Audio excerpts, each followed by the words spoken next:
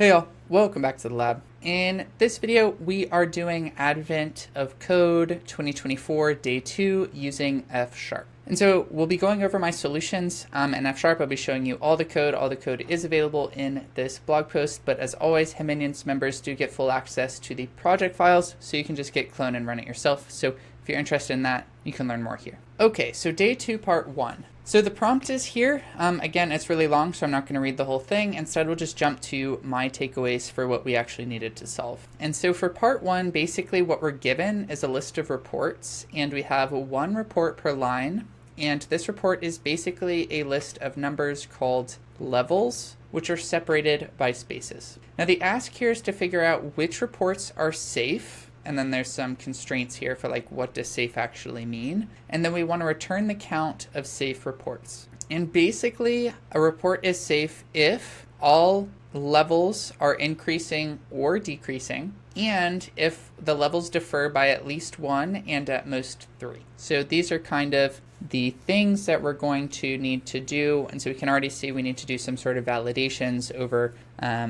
the inputs here to determine if this is true or not. Now the solution to this, I really only came up with one. I didn't come up with any others because this one seemed pretty reasonable at the get-go. And basically what we're going to do is we're just going to parse the safety of all of the inputs and then count. And so we would parse out the data into reports, so going from the raw file that we have into the actual report values we can iterate on, which we can do an O of n in. Then we iterate over the reports to get their safety, basically just for each checking that they pass these conditions. We can basically do this in O of n time with n extra memory because we're storing, the values of these out. This is probably closer to O of n times m because we are iterating over the values themselves, but close enough. M is like 5 max or 7 or something, so it doesn't matter that much. And then we can just sum the safety to get the final count, which we can do in O of n. So we get a total of like O of 3 and 2n, which is like, definitely not the most performant we can make this, but in most cases, if we're at n, it's not going to matter too much for these medium to small inputs. And so this seems reasonable, and so I went ahead with it. And so here's the code. All the code is here, in the blog post. If you want to copy paste it, look at it, whatever, but we are going to look at this in my editor just so we get syntax highlighting and give you a better idea of kind of how this is working. All right, so we can see here that we're in my HAMY Labs code examples repo, and basically it's just a simple setup here. You can see you can't see this file tree, so I'll pull it out here, make this bigger. So basically here's the project folder. I have a static folder here where I'm putting the inputs. We have problem 1, we have day 2 here, and then I just have library.fs, which is where my code goes, and then I just have a testing file, which is going to allow me to run each of my solutions independently. Also, side note, if you want to do Advent of Code with F# and you're looking for like a boilerplate, I have pulled out this basic structure that only has the solution to day 1 into this AOC base. So you can copy and paste that if you get access through Himinians. Okay, onto the solution. So here is, the takeaway that we already talked about. For algorithmic questions and stuff like this, I always like to leave a comment so that I can refer to it while I'm coding. And here's our helper function is report safe, and we'll come back to look at what this is, but I think it's easier if we start with like the actual solution and kind of the scaffolding of this, and then we can dive into what is report safe is. So we call this, basically we're printing out that we're solving it, so we know that this is actually doing something, and then we just read in all the lines. This is the same from day 1, basically. We're just getting the executing directory.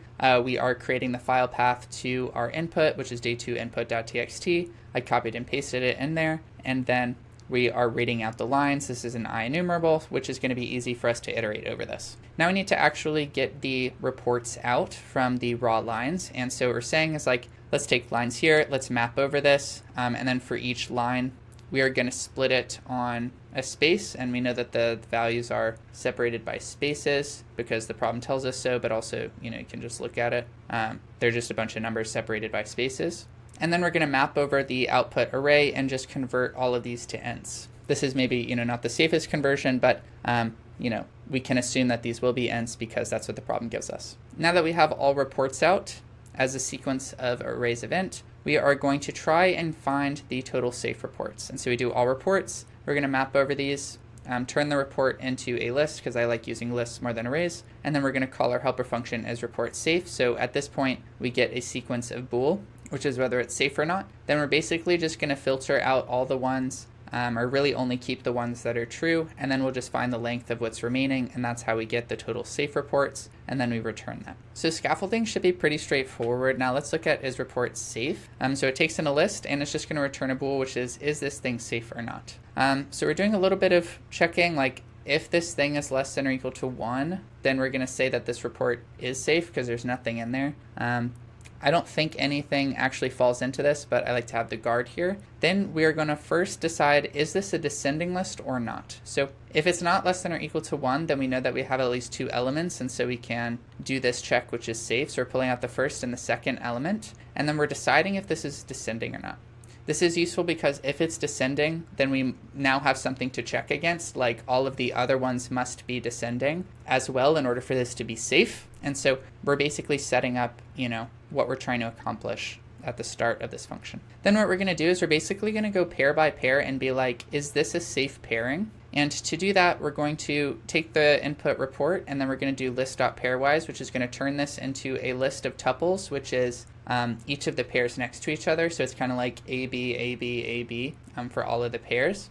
And then so for each of these pairs, we're going to pull the first and second out, and then we're going to check against our constraints. So we know that they must have a difference of between 1 and 3. And so if they're the same, then this is bad because they can't be the same. Then we're like, if first is greater than second, which means it would be going in a descending order, is not equal to whether we expect this to be descending, then we return false because this won't be safe. And then we get the actual difference, and we just check if the difference is between 1 and 3. If any of these happen, we just short circuit with a false, and then we return true here. This is a little wasteful because we are going over all pairs when if we get even a single false, we could just return it directly. But I don't know how to do that, and it doesn't really matter when there's only 6 items. And so we just return this out as the full list, and then basically we just say list.forAll, make sure all of them are true, and we just use the ID function, which just returns whatever the value is. And so it's saying, is for all of these true? And if so, it returns. Yep, and so that's what is report safe does. Really just checking for each of these reports that it follows these rules. And so we can see here that I got the answer, and then it says it was valid, and so seems to be working okay. Again, all code's here if you want to take a look at it. A few notes about this, that I thought people might be interested in. So I do this a lot, this if then else. This isn't really that functional, but this is much easier to read in my opinion for a lot of cases if you are used to guard statements and more imperative languages. And so this is how I approximate that in F#. I'm sure people who are better at F# than me are not going to like this. People who are in functional land are not going to like this. But personally, someone who has a large background in imperative languages, I like bits of the F#, but I am not all in on railroading and recursion and stuff like that. This often makes a lot of common operations easier for me to understand and write, so I just go with it. So if you haven't seen that before, that's one way to do early returns in F# without any weird monads or railroading or anything like that. And then we already talked about pairwise, which might look weird as well.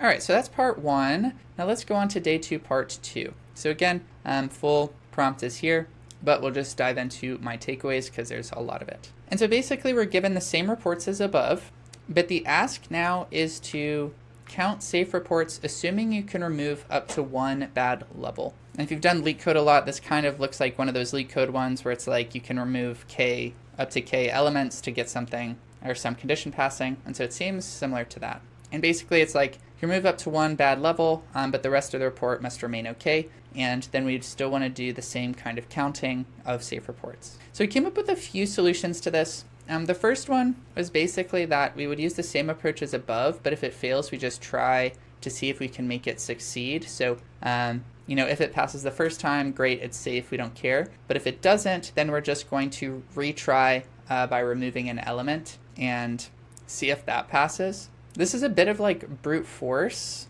because we would basically just try each combo of the list with 1 removal, and then if any succeed, then we just take it as a success. But if not, we have to go through all of them. And this does feel a little scary. It's we're going to iterate over this thing so much. But when you think about it, really it's O of n times m squared. And we know that m is just from looking at the inputs is max of 8, which is not that much. And so, yeah, it's not the most efficient, but seems like it would work. And we can reuse all of our code basically for safety.